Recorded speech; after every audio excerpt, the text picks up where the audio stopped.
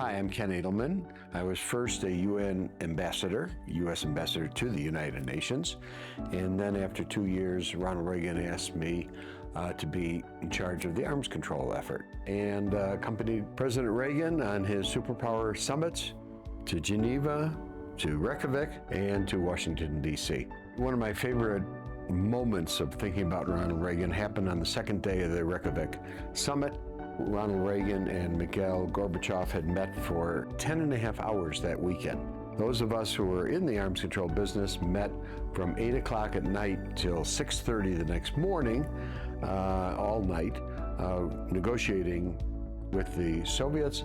And we had, what I told the president the next morning was a bigger agreement, more progress than we had made in 7 years of constant negotiations in Geneva. The summit was supposed to end at noon. It went into overtime, the first time that's ever happened in a summit. And Ronald Reagan announced that this was going to be the last time he went down to the first floor and negotiated with Mikhail Gorbachev. And so we rewrote some of the agreement that he was going to propose to Mikhail Gorbachev, and we gave it to him. We stood around, about 6 of us stood around in a circle and, went over it. And he said, thank you. And then he was walking out the door, and all of a sudden, he turns around and comes back in. All of us were kind of shocked. And he says, I just want to make sure this is the right thing to do for America. Is this good for America? And then he went around kind of one by one. George Shultz, Secretary of State, what do you think? Yes. John Poindexter, National Security Advisor, what do you think?